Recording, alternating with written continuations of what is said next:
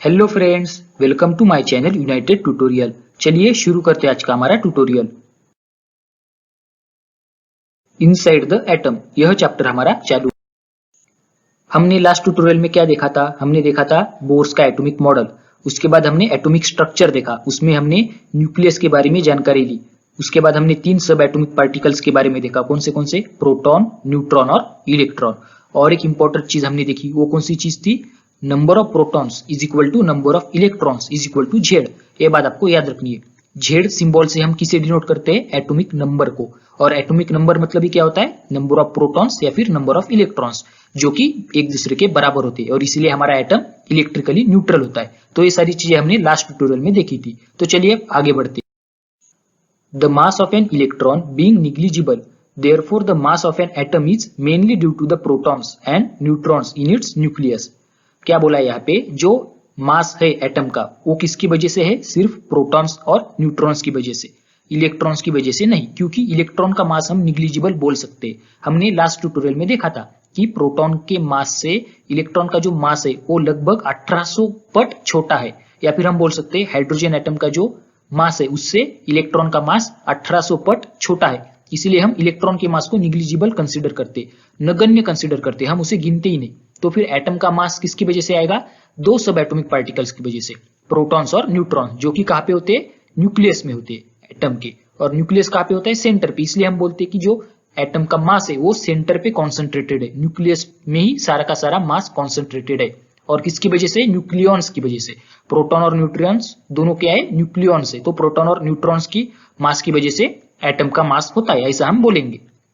The total number of protons and neutron in an atom is the atomic mass number of that element. वही बोला है, जो atomic mass number होता है वो टोटल नंबर ऑफ प्रोटॉन्स और neutrons से मिलके होता है। मतलब प्रोटॉन का नंबर प्लस न्यूट्रॉन का नंबर, हमें क्या मिलेगा? मास नंबर। तो आपको याद रखना, यहाँ पे इलेक्ट्रॉन को हम गिनेंगे नहीं, सिर्फ proton number plus neutron number is equal to mass number.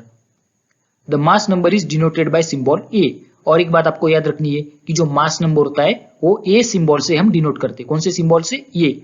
और जो एटॉमिक नंबर होता है वो हम जेड से डिनोट करते हैं। अभी आप कंफ्यूज हो सकते हो, एटॉमिक नंबर आपको लगेगा ए से स्टार्ट हो रहा है एटॉमिक नंबर, तो वो भी हम ए से डिनोट करेंगे, तो कंफ्यूज हो सकते हो। इसलिए बोल रहा हूं, एटॉमिक नंबर को हम जेड से डिनोट करते और मास नंबर को हम ए से डिनोट करते। एटॉमिक नंबर मतलब क्या होता है? अणुअंक होता है। अणुअंक को हम जेड से डिनोट करते। और जो मास नंबर होता है वो क्या होता है? अणुवस्तुमानांक, उसे हम ए से डिनोट करते हैं। ये बात आपको याद रखनी है। The convention to denote atomic symbol, atomic number and mass number together is, यहाँ पे आपको दिख रहा है कन्वेंशन। कन्वेंशन मतलब हम क्या बोल सकते हैं? कन्वेंशन मतलब एक संकेत रूप। हम बोल सकते हैं कि हम किस तरीके से संकेत रूप से हम दिखा सकते हैं किसे किसे? एटॉमिक सिंबल को, एटॉमिक नंबर को और मास नंबर को। मतलब अनुसंज्ञा, अणुअंक और अणुवस्तुमानांक, इन तीनों को एकत्रित रीत्या हम चिन्हांकित कैसे कर सकते हैं? तो आपको यहाँ पे दिख रहा होगा, ये जो ब्लू कलर में मैंने आपको दिखाया है, ये क्या है?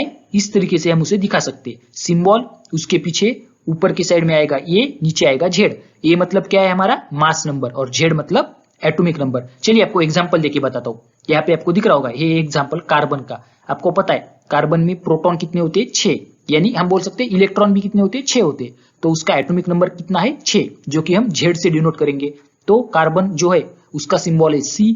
उसके पीछे निचले हिस्से में क्या आएगा? एटॉमिक नंबर, जो कि है 6। और कार्बन का मास नंबर कितना है? हमें पता है, जो कि है 12। तो हम 12 उसको ऊपर की साइड में दिखाएंगे। तो इस तरीके से हमें क्या करना है? उसको कन्वेंशनली दिखाना है।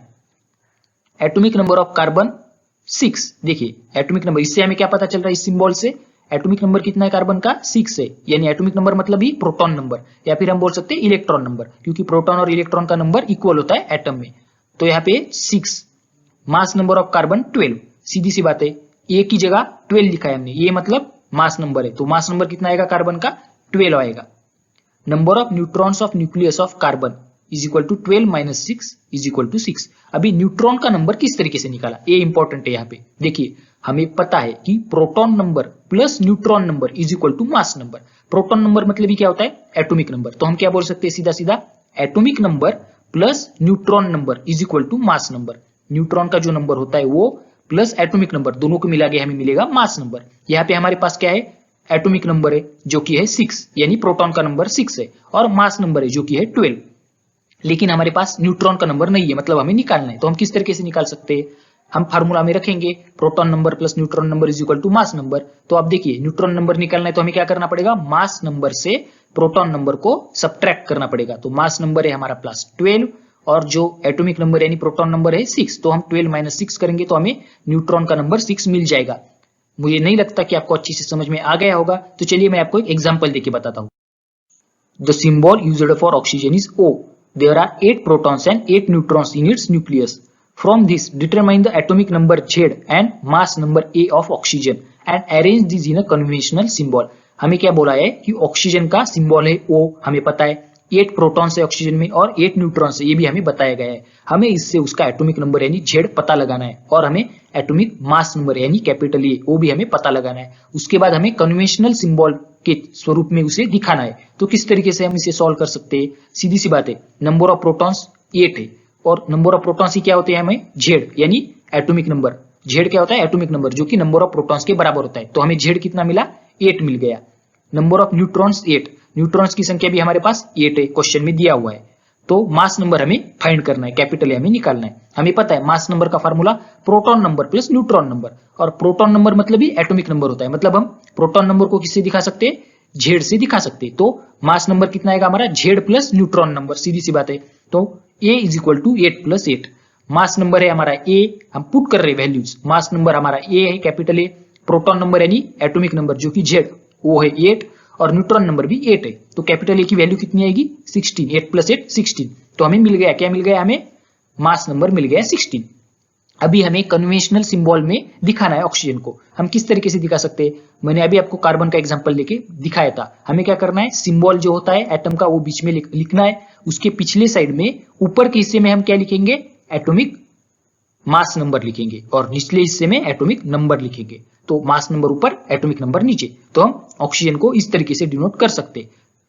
क्या है, कन्वेंशनल सिंबल है ऑक्सीजन का। यहाँ पे 16 उसका मास नंबर है, 8 उसका एटॉमिक नंबर है। तो हमने किस तरीके से एटॉमिक नंबर निकाला, हमने क्या किया, प्रोटॉन नंबर यानी एटॉमिक नंबर को न्यूट्रॉन के नंबर से ऐड कर दिया और हमें क्या मिल गया, मास नंबर मिल गया। और हमने इस तरीके से इसको दिखाया ऑक्सीजन को। चलिए और एक एग्जाम्पल लेके आपको बता देता हूं। देखिए यहाँ पे हमें क्या बोला है, atomic number of calcium is 20, calcium का एटॉमिक नंबर 20 है, mass number of calcium is 40। अब हमें मास नंबर भी दिया गया है जो कि है 40।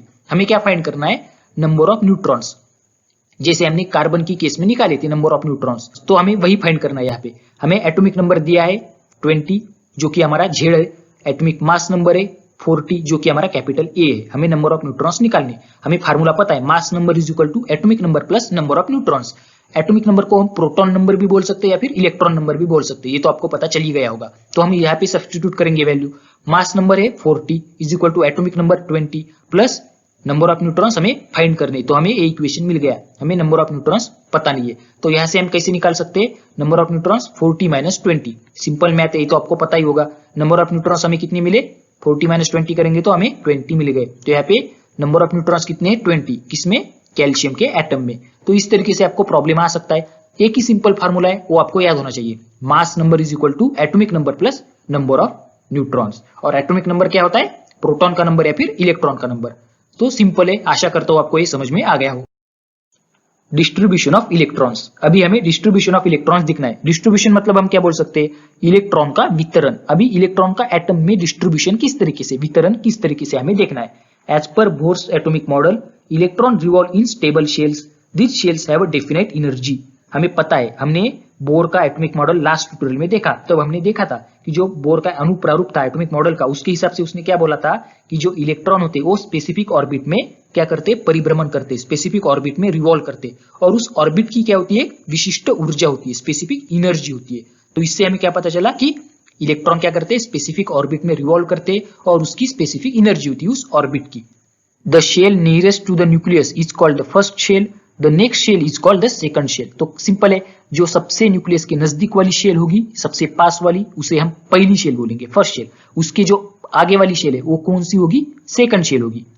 अ symbol n is used for the ordinal number of a shell. हमें क्या करना है, स्मॉल n का सिंबल इस्तेमाल करना है ऑर्डिनल नंबर को दर्शाने के लिए। अभी ऑर्डिनल नंबर मतलब हम क्या बोल सकते हैं, ऑर्डिनल नंबर मतलब हम बोल सकते हैं क्रमांक, कवच जो होता है शेल, उसको क्रमांक कौन सा लेंगे हम, कौन सी क्रमांक की शेल है वो हम स्मॉल एन से डिनोट करेंगे। The shells are referred to by the symbols KLMN corresponding to the ordinal numbers n is equal to 1 2 3 4। देखिए हमें KLMN शेल है, शायद आपको ये पता होगा KLMN शेल होती है, मतलब नाम होता है KLMN, हमने नाम दिया है शेल्स को। K मतलब पहली शेल होती है तो उसके लिए n की वैल्यू 1 आएगी। L मतलब सेकंड शेल होती है तो उसके लिए स्मॉल n की वैल्यू 2 आएगी। M मतलब थर्ड होती है तो स्मॉल n की वैल्यू 3 आएगी। कैपिटल N मतलब फोर्थ शेल होती है तो उसके लिए स्मॉल n की वैल्यू 4 आएगी। तो इस तरीके से होता है, शायद आपको समझ में आ गया होगा।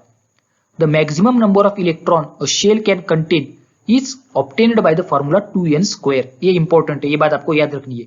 अगर आपके पास शेल का नंबर होगा मतलब स्मॉल n होगा, कौन से क्रमांक की शेल है अगर आपको पता होगा, मतलब अपने पास स्मॉल n की वैल्यू होगी, तो हमें उसके मैक्सिमम नंबर ऑफ इलेक्ट्रॉन्स उस शेल में कितने बैठ सकते हो हमें पता करना आना चाहिए। फॉर्मूला क्या है 2n स्क्वायर। टेंशन मत लीजिए, मैं आपको आगे अच्छे से समझा दूंगा। As the magnitude of n increases, the energy of an electron in that shell increases। क्या बोला है, जैसे जैसे n की मैग्नीट्यूड बढ़ता जाएगा वैसे वैसे एनर्जी क्या होगी उस इलेक्ट्रॉन की शेल में बढ़ती जाएगी। मतलब अगर पहली शेल होगी तो उसकी एनर्जी सबसे कम होगी, सेकंड शेल की एनर्जी बढ़ जाएगी फर्स्ट शेल से, थर्ड शेल की और बढ़ जाएगी सेकंड शेल से, फोर्थ शेल की और बढ़ जाएगी। इस तरीके से जैसे जैसे क्रमांक बढ़ता जाएगा शेल का वैसे वैसे एनर्जी बढ़ जाएगी। तो इससे हमें क्या पता चलता है, जो शेल न्यूक्लियस के सबसे नजदीक है, कौन सी है, शेल के, जिसे हम के से डिनोट करते हैं वो वाली शेल, उसकी एनर्जी सबसे कम होती है। उसके बाद यल शेल की एनर्जी उससे ज्यादा होती है, यम शेल से उससे ज्यादा, एन शेल से उससे ज्यादा। मतलब जैसे जैसे हम न्यूक्लियस से दूर दूर जाते जाएंगे वैसे वैसे शेल की एनर्जी बढ़ती बढ़ती जाएगी। मैं आपको आगे डायग्राम निकाल के अच्छे से समझा दूंगा। देखिए यहाँ पे आपको क्या दिया गया है, टेबल दिया गया है। यहाँ पे आपको सिंबल दिए गए KLMN, के सिंबल, यल सिंबल, एम सिंबल और एन सिंबल, और उसके हिसाब से स्मॉल एन की वैल्यू आपको बताई गई है। स्मॉल एन के लिए है 1, यल के लिए 2, एम के लिए 3 और कैपिटल एन के लिए 4। और फार्मूला 2n स्क्वायर है, हमें तो पता है 2n स्क्वायर फार्मूला। उससे हम क्या कर सकते हैं, नंबर ऑफ इलेक्ट्रॉन्स उस शेल में कितने निकाल सकते हैं। चलिए पहले के शेल के लिए निकालते हैं। फार्मूला 2n स्क्वायर है, n की वैल्यू 1 है तो सब्स्टिट्यूट करेंगे। 2 इंटू 1 का स्क्वायर कितना आएगा, 1 का स्क्वायर 1, 1 इंटू 2 2 आएगा। तो हमें कितनी वैल्यू मिल गई, 2 वैल्यू हमें मिल गई। अभी हम यल शेल के बारे में देखेंगे। तो यल शेल के लिए स्मॉल एन की वैल्यू है 2, तो फार्मूला में रखेंगे 2 इंटू 2 का स्क्वायर, एन की जगह 2 रखना है क्योंकि एन की वैल्यू यहाँ पे यल शेल के लिए 2 है। तो 2 इंटू 2 का स्क्वायर, 2 का स्क्वायर होता है 4, 4 2 जा 8, तो हमें कितनी मिल जाएगी वैल्यू, 8 मिल जाएगी। यम शेल के लिए उसी तरीके से निकालेंगे तो 2 इंटू 3 का स्क्वायर आएगा क्योंकि स्मॉल एन की वैल्यू यम शेल के लिए 3 है, तो 3 का स्क्वायर 9, 9 2 जा 18, तो हमें क्या मिल गया, 18 मिल गई number of electrons in M shell.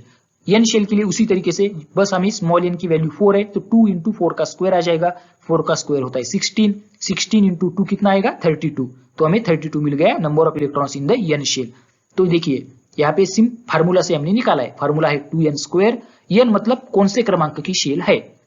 अगर मैं यम शेल बोलूंगा तो थर्ड क्रमांक, एन बोलूंगा तो फोर्थ है, यल बोलूंगा तो सेकंड, के वाली बोलूंगा तो फर्स्ट है। ये आपको याद रखना है, तो इस हिसाब से हम निकाल सकते हैं। तो यहाँ पे इंपॉर्टेंट चीज क्या है, अपने को याद रखना है कि मैक्सिमम कितने इलेक्ट्रॉन्स उस शेल में बैठ सकते हैं। तो के शेल में मैक्सिमम कितने बैठ सकते हैं, देखिए यहाँ पे के शेल में कितने आए हमें मैक्सिमम 2 आए, यल शेल में मैक्सिमम 8 बैठ सकते हैं, यम शेल में मैक्सिमम 18 बैठ सकते हैं और एन शेल में मैक्सिमम 32 बैठ सकते हैं। तो आपको याद रखना है 2, 8, 18, 32 इतने इलेक्ट्रॉन्स मैक्सिमम बैठ सकते हैं। कौन सी शेल में, रिस्पेक्टिवली के शेल में, यल शेल में, यम शेल में और एन शेल में। तो चलिए अब आगे देखते हैं। इलेक्ट्रॉनिक कॉन्फ़िगरेशन ऑफ एलिमेंट्स, क्या करना है हमें, मूलद्रव्यों का इलेक्ट्रॉन संरूपण देखना है, इलेक्ट्रॉनिक कॉन्फ़िगरेशन देखना है। हमने देखा के, यल, यम, एन इन शेलों में मैक्सिमम कितने इलेक्ट्रॉन बैठ सकते हैं, के में 2, यल में 8, यम में 18 और एन में 32। इस तरीके से हम निकाल सकते हैं। 2n स्क्वायर फार्मूला है, सिंपल है। The shell wise distribution of the electron in an atom of an element is called the electronic configuration of that element। ये बात आपको याद रखनी है। इलेक्ट्रॉनिक कॉन्फ़िगरेशन क्या होता है, shell wise distribution of an electron in atom of an element. Simple सी बात है, शेल वाइज डिस्ट्रीब्यूशन मतलब हम क्या बोल सकते हैं, कवच की कमाल धारकता जो होती है उसके हिसाब से जो अणु का कवचों में वितरण होता है उसे हम बोलेंगे इलेक्ट्रॉन संरूपण। क्या होता है, कौन सी शेल में कितने मैक्सिमम इलेक्ट्रॉन बैठ सकते हैं हमें पता है, तो उसके हिसाब से हमें क्या करना है, उन इलेक्ट्रॉन को डिस्ट्रीब्यूट करना है, या फिर हम क्या बोल सकते हैं, उन इलेक्ट्रॉन को एटम में हमें रखना है, किस सेल में कितने बैठ सकते हैं उसके हिसाब से रखना है। तो उससे जो स्ट्रक्चर मिलेगा उसे हम क्या बोलेंगे, electronic configuration of that element. तो इलेक्ट्रॉनिक कॉन्फ़िगरेशन क्या होता है? Shell wise distribution of the electron in an atom of an element. Element का जो एटम होता है उसके अंदर हमें इलेक्ट्रॉन का शेल वाइज डिस्ट्रीब्यूशन करना है। कौन से शेल में कितने बैठते हैं उसके हिसाब से हमें इलेक्ट्रॉन को वहां पे रखना है। तो उससे हमें क्या मिल जाएगा? Electronic configuration. Each electron has a definite energy as per the shell in which it present. Energy of an electron in the first shell is the lowest. Bohr के एटॉमिक मॉडल से हमें पता चल गया था कि इलेक्ट्रॉन अगर किसी शेल में होगा तो उस शेल के हिसाब से उसकी कुछ डेफिनेट एनर्जी होगी। ये तो हमें पहले ही पता चल गया बोर के एटॉमिक मॉडल से। यहाँ पे क्या बोला है? Energy of an electron in the first shell that is K shell is the lowest. K shell की एनर्जी सबसे कम होती है, क्योंकि के शेल क्या होती है? क्या होती है के शेल? न्यूक्लियस से सबसे नजदीक होती है। मैंने आपको अभी बताया था थोड़ी देर पहले कि n की वैल्यू जैसे बढ़ती बढ़ती जाएगी वैसे वैसे एनर्जी भी शेल की बढ़ती बढ़ती जाएगी। और k के लिए n की वैल्यू कितनी होती है? k शेल के लिए n की वैल्यू 1 होती है, तो उसके लिए एनर्जी सबसे कम होगी, क्योंकि n 1 से स्टार्ट हो रहा है ना, आगे तो बढ़ता बढ़ता जा रहा है, तो आगे भी एनर्जी बढ़ती बढ़ती जाएगी। तो के शेल के लिए सबसे कम होगी, क्योंकि वो फर्स्ट शेल है, सबसे पहली वाली शेल है और न्यूक्लियस से सबसे नजदीक है। पहली है इसलिए नजदीक है, या फिर नजदीक है सबसे इसलिए तो हम उसे पहली शेल बोलते हैं। और इसके लिए उसकी एनर्जी क्या है? सबसे कम है। Energy of an electron in the subsequent shells goes on increasing with the ordinal number of the shell. वही बोला है, ऑर्डिनल नंबर जैसे जैसे बढ़ता जाएगा, मतलब उसका जो अनुक्रमांक है जैसे जैसे बढ़ता बढ़ता जाएगा वैसे वैसे जो एनर्जी होगी इलेक्ट्रॉन की उस शेल में वो बढ़ती बढ़ती जाएगी। मतलब के शेल की सबसे कम होगी, उसके बाद आएगी यल शेल वाली, फिर उस यल शेल से ज्यादा किसकी आएगी? यम शेल की, यम शेल से ज्यादा यन शेल की, और ऐसी इस तरीके से क्या होगी? आगे उसकी एनर्जी इलेक्ट्रॉन की बढ़ती बढ़ती जाएगी शेल के हिसाब से। The electronic configuration of an element is such that the energy of the all electrons together is minimum. क्या बोला है यहाँ पे? इलेक्ट्रॉनिक कॉन्फ़िगरेशन जो होता है एलिमेंट का वो इस तरीके से होता है कि एनर्जी जो होती है सारे इलेक्ट्रॉन्स को मिला के उनकी क्या होनी चाहिए? मिनिमम होनी चाहिए, सबसे कम होनी चाहिए।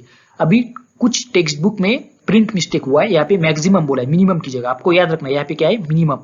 एनर्जी क्या होनी चाहिए? सारे इलेक्ट्रॉन्स की मिला के मिनिमम होनी चाहिए। कुछ टेक्स्ट बुक में मैक्सिमम बोला है, शायद वो प्रिंट मिस्टेक हो सकती है। आपको तो पता होगा जितनी एनर्जी कम होगी उतना ही क्या होगा? स्टेबिलिटी ज्यादा होगी। तो यहाँ पे हमें स्टेबिलिटी ज्यादा चाहिए तो एनर्जी कम चाहिए। तो हमें क्या बोला है? इलेक्ट्रॉनिक कॉन्फ़िगरेशन एलिमेंट का इस तरीके से होता है कि जो सारे इलेक्ट्रॉन की एनर्जी हम मिलाएंगे तो हमें क्या मिलनी चाहिए? सबसे कम मिलनी चाहिए, मिनिमम मिलनी चाहिए।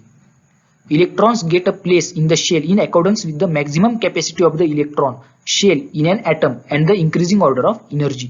क्या बोला है? हम शेल में इलेक्ट्रॉन को रखेंगे, लेकिन कैसे रखेंगे? हमें तो पता है कौन से शेल में कितने इलेक्ट्रॉन बैठते हैं, अभी हमने निकाला। के शेल में 2 बैठते हैं, यल शेल में 8 बैठते हैं, फिर यम शेल में कितने बैठते हैं? 18, और यन शेल में कितने बैठते हैं? 32। तो उसकी मैक्सिमम कैपेसिटी थी वो, तो उसके हिसाब से हम इलेक्ट्रॉन को रखेंगे। मैक्सिमम कैपेसिटी से ज्यादा बैठेंगे क्या? नहीं। मतलब अगर किसी शेल की कैपेसिटी 2 है तो 2 से ज्यादा बैठेंगे क्या? उसमें नहीं बैठेंगे। 2 से कम बैठ सकते लेकिन 2 से ज्यादा नहीं बैठ सकते। तो उसके हिसाब से हमें क्या करना है? इलेक्ट्रॉन को शेल में रखना है। और दूसरे किस हिसाब से रखना है? Increasing order of energy. जो शेल की एनर्जी की ऑर्डर होती है वो इंक्रीजिंग ऑर्डर होनी चाहिए, मतलब हमें जो एनर्जी का चढ़ता क्रम होता है उसके हिसाब से रखना है। तो आशा करता हूँ ये आपको समझ में आ गया होगा। अभी आप अगर एग्जाम्पल देखोगे आपको और अच्छे से समझ में देखिए यहाँ पे हमें एक टेबल दिया गया है। यहाँ पे हमें atom symbol, electron number in the atom, उसके बाद distribution of electron, shell wise distribution, और उसके बाद electronic configuration in the numerical form. ये सारे टेबल्स दिए गए, मतलब टेबल्स एक ही है, सारे के सारे कॉलम्स दिए गए, हमें रकाने यहाँ पे दिए गए। तो पहला एग्जाम्पल लीजिए आप हाइड्रोजन का। पहला एग्जाम्पल हम लेंगे हाइड्रोजन। सिंबल है H, इलेक्ट्रॉन कितने उसमें? 1 है। तो के शेल में 1 इलेक्ट्रॉन डाल दिया। के शेल की मैक्सिमम कैपेसिटी ब्रैकेट में दी गई है, कितनी है? 2 है। तो 2 से ज्यादा नहीं बैठेंगे, लेकिन 1 तो 2 से कम होता है ना, तो बैठ जाएगा। तो इलेक्ट्रॉनिक कॉन्फ़िगरेशन क्या आ जाएगा? हाइड्रोजन का 1 आ जाएगा, सिंपल है। अभी हम लेंगे हेलियम का एग्जांपल। तो हेलियम में देखिए आप कितने इलेक्ट्रॉन है? 2 इलेक्ट्रॉन है। के शेल की कैपेसिटी भी 2 है, तो हम 2 इलेक्ट्रॉन के शेल में डाल सकते। तो हमने 2 इलेक्ट्रॉन डाल दिए के शेल में। यल शेल में कोई डालेंगे क्या हम? नहीं, क्योंकि 2 ही इलेक्ट्रॉन है और 2 हमने के शेल में डाल दिए। तो इलेक्ट्रॉनिक कॉन्फ़िगरेशन हमें क्या मिल गया? 2 मिल गया। 2 उसका इलेक्ट्रॉनिक कॉन्फ़िगरेशन है हेलियम का। अब हम लिथियम का एग्जांपल लिखिए। लिथियम के एग्जांपल में 3 इलेक्ट्रॉन है। हमें पता है लिथियम का एटॉमिक नंबर 3 होता है, तो उसके हिसाब से इलेक्ट्रॉन कितने होंगे? लिथियम में 3 होंगे। तो के शेल की तो मैक्सिमम कैपेसिटी 2 है, तो हम उससे 2 से ज्यादा नहीं डाल सकते। तो एक बच जाएगा इलेक्ट्रॉन, तो उसे हम कहाँ डालेंगे? यल शेल में डालेंगे। अभी देखिए आप के शेल में डाले, के शेल पूरा का पूरा भर गया, फिर हमने बचे हुए यल शेल में डाल दिए। 1 इलेक्ट्रॉन हमने यल शेल में डाल दिया, तो इलेक्ट्रॉनिक कॉन्फ़िगरेशन 2,1 आ जाएगा। 2 मतलब के शेल में, 1 मतलब यल शेल में। पहली वाली शेल में जितने होंगे उतने आ गए 2, उसके बाद हम कॉमा देंगे और नेक्स्ट शेल में हम जितने डालेंगे उतना नंबर हम रखेंगे। तो यहाँ पे हमें 2,1 मिल गया। कार्बन का एग्जांपल देखिए आप, यहाँ पे कार्बन का एग्जांपल दिया गया है। उसके आगे कार्बन में टोटल 6 इलेक्ट्रॉन होते हैं क्योंकि उसका एटॉमिक नंबर 6 है। तो देखिए सिंपल है, फर्स्ट शेल में हम कितने डालेंगे, क्योंकि के शेल में कितने डालेंगे, 2 ही डाल सकते हैं क्योंकि मैक्सिमम कैपेसिटी 2 है, तो हमने 2 डाल दिए। एल शेल में कितने डालेंगे, अभी 2 तो पूरे डाल दिए के शेल में, के शेल भर गया पूरा, उससे ज्यादा हम के शेल में नहीं डाल सकते, तो बचे कितने 4। अभी हमें आगे वाली शेल की तरफ जाना होगा। तो एल शेल में मैक्सिमम 8 बैठ सकते, कितनी मैक्सिमम कैपेसिटी है 8 है, तो हमारे पास बचे 4 है, तो 4 तो हम डाल ही सकते हैं ना, मैक्सिमम 8 डाल सकते, तो 4 तो 8 से कम ही है, तो हम 4 डाल देंगे कहाँ पे, एल शेल में। तो हमें इलेक्ट्रॉनिक कॉन्फ़िगरेशन क्या मिल जाएगा 2,4, 2 पहले शेल में, 4 दूसरे शेल में। अभी नाइट्रोजन है उसके आगे एग्जांपल, नाइट्रोजन में टोटल है 7 इलेक्ट्रॉन्स। तो हम 7 इलेक्ट्रॉन को किस तरीके से शेल में डिस्ट्रीब्यूट कर सकते हैं, पहली तो ऑब्वियसली 2 आ जाएगा क्योंकि मैक्सिमम कैपेसिटी 2 है। कितने बचे, 7 में से 2 गए, 5 बचे। एल शेल में 5 डाल सकते हैं क्या हम, सोचिए डाल सकते, क्योंकि मैक्सिमम कैपेसिटी 8 है, तो ज्यादा से ज्यादा 8 बैठ सकते, तो 8 से कम तो बैठ ही सकते, तो 5 हम डाल दिए कहाँ पे, एल शेल में। तो इलेक्ट्रॉनिक कॉन्फ़िगरेशन क्या आ जाएगा उसका 2,5 आ जाएगा इलेक्ट्रॉनिक कॉन्फ़िगरेशन। उसके आगे ऑक्सीजन, उसी तरीके से ऑक्सीजन में टोटल 8 इलेक्ट्रॉन है, तो हमें क्या करना है, फर्स्ट शेल में हम 2 डाल सकते हैं, बचे कितने 6, एल शेल में हम 6 डाल देंगे क्योंकि 6 तो 8 से कम है, तो 6 बैठ सकते, तो इलेक्ट्रॉनिक कॉन्फ़िगरेशन 2,6 आ जाएगा। नेक्स्ट है फ्लोरीन, फ्लोरीन में टोटल 9 इलेक्ट्रॉन है, फर्स्ट शेल में आ जाएंगे 2, बचे कितने 7, 9 में से 2 अगर आप माइनस कर दोगे तो 7 बच जाएंगे, तो 7 इलेक्ट्रॉन हम एल शेल में डाल देंगे, तो 2,7 उसका इलेक्ट्रॉनिक कॉन्फ़िगरेशन आ जाएगा। फिर है नियॉन, नियॉन का इलेक्ट्रॉनिक कॉन्फ़िगरेशन किस तरीके से आएगा, उसका एटॉमिक नंबर है 10, यानी उसके अंदर टोटल इलेक्ट्रॉन 10 है, तो पहले वाली यानी के शेल में 2 आ जाएंगे, क्योंकि 2 से ज्यादा हम डाल नहीं सकते, तो बचे कितने 8, उसे हमें अगली वाली शेल में डालना पड़ेगा। लेकिन हम एल शेल में 8 इलेक्ट्रॉन डाल सकते हैं क्या, जरूर डाल सकते हैं। एल शेल की मैक्सिमम कैपेसिटी कितनी है 8 है, तो हम एल शेल में 8 इलेक्ट्रॉन डाल देंगे, तो 2,8 हमें इलेक्ट्रॉनिक कॉन्फ़िगरेशन आ जाएगा, सिंपल है। अभी सोडियम का देखिए, सोडियम का भी इंपॉर्टेंट है, इंपॉर्टेंट क्यों बोल रहा हूं, क्योंकि हमें थर्ड वाली शेल में जाना है यहाँ पे, तो अगर आप सोडियम का समझ लोगे तो उसके आगे के आपको अच्छे से समझ में आ जाएंगे। सोडियम का कितना है इलेक्ट्रॉन टोटल 11 है, तो पहली शेल में तो 2 आ जाएंगे इलेक्ट्रॉन, 2 से ज्यादा हम डाल नहीं सकते, तो 11 में से अगर हम 2 माइनस करेंगे तो टोटल कितने बच गए 9 बच गए। अभी एल शेल की कैपेसिटी 8 है, सिर्फ हम 9 नहीं डाल सकते, हमें सिर्फ 8 ही डाल सकते, 8 से ज्यादा हम नहीं डाल सकते, तो हमने एल शेल में 8 डाल दिए जो कि हमारी सेकंड शेल है। अभी कितना बचा, 1 इलेक्ट्रॉन बच गया, टोटल 11 है हमारे, अभी कितने हुए 2 + 8 10 ही हो गए, 1 इलेक्ट्रॉन बच गया, तो 1 इलेक्ट्रॉन हम कहाँ डालेंगे, एम शेल में डाल देंगे, तो 1 इलेक्ट्रॉन हमने कहा डाला, एम शेल में डाल दिया, तो हम इलेक्ट्रॉनिक कॉन्फ़िगरेशन क्या आ गया 2,8,1 हमें सोडियम का इलेक्ट्रॉनिक कॉन्फ़िगरेशन आ गया, 2 फर्स्ट शेल में, 8 सेकंड शेल में और 1 थर्ड शेल में, इस तरीके से इसका कॉन्फ़िगरेशन आ गया। उसी तरीके से आगे के हम निकाल सकते हैं, सिंपल है। क्लोरीन का टोटल 17 इलेक्ट्रॉन है, तो पहले शेल में आ जाएंगे 2, कितने बचे 15 बच गए, तो सेकंड में हम 8 डाल देंगे क्योंकि 8 ही मैक्सिमम है। अब 15 में से 8 गए तो कितने बचे 7 बचे, तो 7 हमने डाल दिया थर्ड शेल में, तो 2,8,7 उसका इलेक्ट्रॉनिक कॉन्फ़िगरेशन आ गया। अभी ऑर्गन देखिए, टोटल 18 उसके अंदर इलेक्ट्रॉन है, तो पहले शेल में 2 आ जाएंगे, सीधी सी बात है, सेकंड शेल में 8 आ जाएंगे। अभी कितने हो गए टोटल हमारे शेल में 10 हो गए, पहले में 2 दूसरे में 8, लेकिन टोटल 18 है, 18 है, तो 8 और बच गए, तो हमें थर्ड शेल में 8 डालने होंगे, थर्ड शेल में 8 हमने डाल दिए, तो इलेक्ट्रॉनिक कॉन्फ़िगरेशन कैसे आ गया 2,8,8 उसका ऑर्गन का इलेक्ट्रॉनिक कॉन्फ़िगरेशन आ गया। अभी लास्ट वाला ध्यान से देखिए, ब्रोमीन, उसका एटॉमिक नंबर है 35, मतलब उसके अंदर टोटल इलेक्ट्रॉन है 35, तो हम पहले शेल में 2 ही डाल सकते, 2 से ज्यादा नहीं डाल सकते। सेकंड शेल में हम कितने डाल सकते, 8 ही डाल सकते, 8 से ज्यादा नहीं डाल सकते। अभी कितने हो गए 8 और 2 कितने हो गए, 8 और 2 10 हो गए, तो 35 में से अगर हम 10 निकाल देंगे तो कितने हो जाएंगे, 35 में से 10 निकल गए 25। अभी हमारे पास टोटल 25 इलेक्ट्रॉन है, लेकिन यम शेल में सिर्फ और सिर्फ 18 ही बैठ सकते, 18 से ज्यादा नहीं बैठ सकते, लेकिन हमारे पास तो 25 है, तो हम क्या करेंगे 18 डाल देंगे थर्ड शेल में और फोर्थ शेल में बचे हुए डालेंगे, कितने बच गए 7 बच गए, तो हमने डाल दिए थर्ड शेल में। तो इलेक्ट्रॉनिक कॉन्फ़िगरेशन किस तरीके से आ जाएगा, numeric electronic configuration 2,8,18,7 numerical electronic configuration आ जाएगा ब्रोमीन का। अभी आप ध्यान से सुनिए मेरी बात, ये सिर्फ न्यूमेरिक इलेक्ट्रॉनिक कॉन्फ़िगरेशन है 2,8,18,7 ब्रोमीन का। एक्चुअल में सब शेल भी होती है SPDF, उसके हिसाब से इलेक्ट्रॉनिक कॉन्फ़िगरेशन थोड़ा अलग होता है, वो हमें अभी नहीं है, वो एनर्जी लेवल के हिसाब से और डिटेल में है, जो कि हमारे सिलेबस में अभी नहीं है। अभी आपको सिर्फ इतना भी समझ में आ गया तो बहुत काफी है। तो आशा करता हूँ आपको ये इलेक्ट्रॉनिक कॉन्फ़िगरेशन किस तरीके से आता है न्यूमेरिकल इलेक्ट्रॉनिक कॉन्फ़िगरेशन हम किस तरीके से निकाल सकते हैं किसी भी एटम का, वो आपको समझ में आ गया होगा, ऐसी आशा करता हूं। तो चलिए अब एग्जाम्पल देखते हैं। यहाँ पे आपको कुछ एग्जाम्पल दिख रहे होंगे। पहला तो है हाइड्रोजन, दूसरा हीलियम, तीसरा कार्बन, चौथा नियॉन और पांचवा है सोडियम। तो देखिए अब हाइड्रोजन का एटॉमिक नंबर एक ही इलेक्ट्रॉन है, तो पहली शेल एक आ गया इलेक्ट्रॉन। देखिए हाइड्रोजन में एक इलेक्ट्रॉन आ गया पहली शेल में। अभी हीलियम 2 इलेक्ट्रॉन है, लेकिन पहली शेल में कितने बैठ सकते हैं? 2 बैठ सकते हैं। तो हम 2 इलेक्ट्रॉन डाल देंगे। किस में डाल देंगे 2 इलेक्ट्रॉन? हम हीलियम की पहली शेल में 2 इलेक्ट्रॉन हमने डाल दिए। तो हीलियम का क्या आ गया? Skeleton of electronic configuration. Skeleton मतलब क्या बोल सकते हैं हम? रेखाटन। हम इलेक्ट्रॉन का जो संरूपण है उसका रेखाटन किस तरीके से कर सकते हैं? तो ये रेखाटन है, सारा का सारा जो आपको दिख रहा है ये स्केलेटन यानी रेखाटन है। तो हीलियम का हमने देख लिया। अभी कार्बन देखिए, कार्बन में टोटल 6 इलेक्ट्रॉन होते हैं, तो पहली शेल में 2 आ जाएंगे, बच गए 4, तो सेकंड शेल में 4 आ जाएंगे। तो कार्बन का आपको दिख रहा होगा। उसके बाद है नियॉन।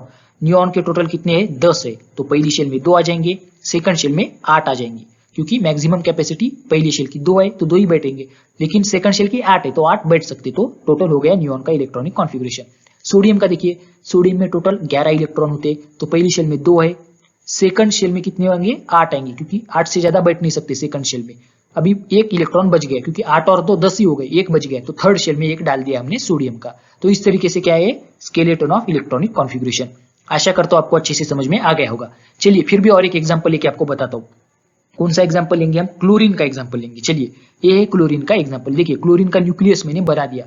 अभी जो क्लोरीन होता है उसके टोटल इलेक्ट्रॉन होते हैं 17। कितने होते क्लोरीन में टोटल इलेक्ट्रॉन? 17 होते। तो पहले हमें क्या करना है? न्यूक्लियस बनाना है। अगर आपको बोला जाए कि स्केलेटन निकालिए इलेक्ट्रॉनिक कॉन्फ़िगरेशन का, एग्जांपल मैं ले रहा हूं क्लोरीन। अभी पहले आपको उसका एटॉमिक नंबर पता होना चाहिए, मतलब टोटल इलेक्ट्रॉन पता होनी चाहिए। अभी मुझे पता है क्लोरीन के टोटल इलेक्ट्रॉन कितने हैं? 17 है, लेकिन पहली शेल में कितने बैठ सकते हैं? सिर्फ 2 ही बैठ सकते। मैं पहले एक शेल निकाल लूंगा जो कि मेरी पहली शेल है, जो कि के शेल है, न्यूक्लियस से सबसे नजदीक वाली, जिसकी एनर्जी सबसे कम होती है। सारी शेल में अगर हम कंसीडर करेंगे तो इसकी एनर्जी सबसे कम होती है, क्योंकि न्यूक्लियस से सबसे नजदीक है। आपको दिख रहा होगा पहली शेल, कैपेसिटी सिर्फ कितनी है उसकी? 2, मैक्सिमम कितने बैठ सकते हैं? 2, तो मैंने 2 इलेक्ट्रॉन यहाँ पे डाल दिए। टोटल मेरे पास 17 थे, 2 मैंने डाल दिए, कितने बच गए? 15 बच गए। 17 में से 2 निकाल दूंगा तो 15 बच गए। लेकिन अगर मैं सेकंड शेल निकालूंगा, ये है सेकंड शेल जो कि मेरी यल शेल है। के बाद कौन सी आती है? यल, जिसकी कैपेसिटी कितनी है? 8 है, उसमें मैक्सिमम 80 बैठ सकते हैं, लेकिन मेरे पास टोटल 15 है, लेकिन मैं कितने बिठा सकता हूँ? सिर्फ 8 बिठा सकता हूँ, तो मैं 8 बिठाऊंगा, तो 8 इसमें आ गए। इसकी जो एनर्जी है वो के शेल से ज्यादा है, मतलब सेकंड शेल की एनर्जी फर्स्ट शेल से ज्यादा है। अभी 8 मैंने डाल दिए, टोटल कितने हो गए यहाँ पे मेरे? 10 हो गए। देखिए पहले में 2, दूसरे में 8, लेकिन मेरे पास 17 है, मतलब मुझे और 7 बिठाने हैं। थर्ड शेल में मैं 7 बिठा सकता हूँ, क्योंकि थर्ड शेल की कैपेसिटी 18 है, तो यहाँ पे मैं आराम से 7 बिठा सकता हूँ। तो थर्ड शेल ये आ गई मेरी, उसमें मैं 7 लगा दूंगा, 7 इलेक्ट्रॉन बिठा दूंगा। तो इस तरीके से क्लोरीन का हम बोल सकते हैं क्या है? इलेक्ट्रॉनिक कॉन्फ़िगरेशन का स्केलेटन है। और किस तरीके से एनर्जी बढ़ती जाती है ये भी मैंने आपको बता दिया। पहली शेल की एनर्जी कम होती है सबसे, उसके बाद सेकंड शेल की उससे ज्यादा, थर्ड शेल की उससे ज्यादा, और इसी तरीके से एनर्जी बढ़ती जाती है। तो इस तरीके से क्या है? Electronic configuration. तो क्लोरीन का अगर हमें इलेक्ट्रॉनिक कॉन्फ़िगरेशन चाहिए न्यूमेरिक फॉर्म में, तो हम किस तरीके से लिख सकते हैं? 2,8,7, फर्स्ट शेल में 2, सेकंड शेल में 8, थर्ड शेल में 7। तो इस तरीके से क्या है? क्लोरीन का इलेक्ट्रॉनिक कॉन्फ़िगरेशन। आशा करता हूं आज हमने जो भी देखा, जो भी सीखा, वो आपको अच्छे से समझ में आ गया होगा। तो चलिए यहाँ पे अब हम रुकते हैं। अगर आपको ये वीडियो अच्छा लगा तो वीडियो को लाइक कीजिए, आपके दोस्तों के साथ शेयर कीजिए, और चैनल को सब्सक्राइब करना मत भूलिए। चैनल को सब्सक्राइब कीजिए और नोटिफिकेशन बेल को ऑन कीजिए, ताकि आपको टाइम पे नोटिफिकेशन मिलता रहे। अब हम मिलेंगे नेक्स्ट ट्यूटोरियल में, तब तक के लिए tata, bye bye, take care.